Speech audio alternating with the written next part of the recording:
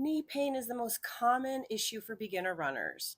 But what if I told you that it's not running that causes that pain, it's how you run? And I know you might be wondering, why in the world am I wearing a pencil skirt to talk about knee pain? Trust me, I'll explain that in a little bit. But the pencil skirt is a perfect way that I can show you how to move without hurting your knees. Listen, most knee pain isn't really about your knees. It's about how you're moving your entire body. So let's walk through 4 simple technique shifts that can take the pressure off of your knees and make running much easier and less painful. Let's get started.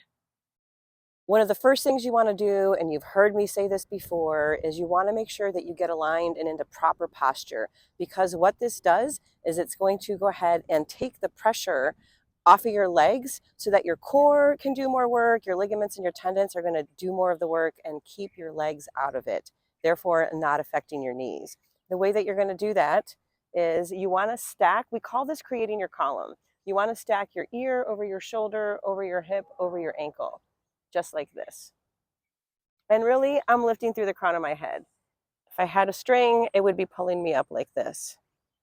By doing that, that will engage my core muscles and again, take the pressure off of my legs working too hard. I want you to try out this quick little drill. And basically what I want you to do is, just like I taught you right now, lift through the crown of your head, and I just want you to march in place. And now what I want you to do, even though you will not run this way, but I have seen people do it, I want you to bend at the waist.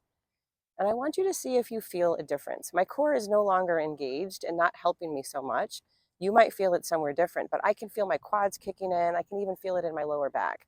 And then as soon as I lift up through the crown of my head, I feel like I lost 2 weights off of my body right now. Feels much more comfortable. So getting aligned is a great way to start off and have less pressure on your knees by having your core and gravity do more of that work. Ideally, you would practice lifting through the crown of your head as often as you can to make it more natural and help rebuild those neurological pathways. Practice while you're seated at your desk, in your car, standing in line at the grocery store, at the airport. The more you practice, the more intuitive it will become. And hey, if you've been trying some of these technique tips that I've been sharing in my videos and you're still not really feeling a change, I'd love to chat with you. Just go down in the description and click on the link and just book a call with me, and let's see how we can make moving, running less painful for you. The next shift is falling forward gently from your ankles, not from your waist. When you bend at your waist, as I already mentioned, your core can't do the job, so your legs have to make up for it. But when you get aligned and you're leaning from your ankles, gravity helps pull you forward, helping you move more efficiently without all of that extra leg usage, which really impacts your knees. Most people hear the idea of standing tall in good posture, and then they do that, but they're way too upright and they still have to use their legs to propel them forward. It's Newton's first law of gravity. A body stays at rest until acted upon by an external force. You must get aligned first and then gently fall forward, moving from your center in front of your feet. Try this. Now, a great way to feel this idea of leaning from your ankles, this is a great way you can practice at home or by your car. So what you want to do is you're going to get about a foot away from the wall or your car. And like I just said, you're going to align and get into good posture. I am not locking my knees, which I'm going to talk about next. But now I'm going to go ahead and I'm nice and aligned. And you want to get used to this feeling of just falling forward. Notice how my entire column falls forward from my ankles. I am not getting on my toes. If you do this and you get on your toes, it means that you have tight calves and you want to start working on foam rolling them, really making sure you get those stretched out, because we want to land midfoot. And this is very exaggerated. You are not going to fall this far forward to run, but it's that sensation of getting used to just falling slightly forward. Next up, shortening your stride and keeping your knees soft. This is where that pencil skirt comes in. Most runners who use their legs too much overstride and lock their knees out in front of them.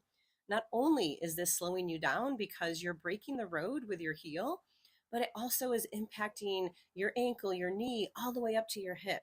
You don't want them to be too soft, but you should never be locking them. I'm talking about your knees, of course. Your stride should be short so that your foot lands right under your knee and right under your hip. Imagine wearing a pencil skirt. This may not work for everybody, but this is literally how I had the aha moment.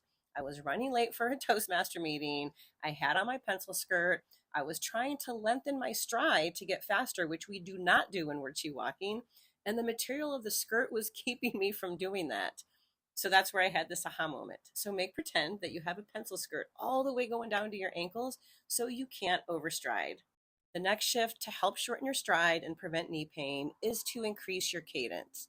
That is your steps per minute. When you take more steps, they'll naturally get shorter and quicker. You don't have to force it, just let your rhythm pick up slightly. I will be doing a full video on cadence very soon. In the meantime, try this. Time yourself for 30 seconds and count every single step. Then double that to see where your strides per minute are. Your ultimate goal is 170 to 180 strides per minute, and that is regardless of speed, but that's a chi running thing, again, to be explained later. So if your cadence is at 160, then you want to try to move your feet a little bit faster. But we always say gradual progress. We usually recommend increasing maybe by 2 strides per minute per week.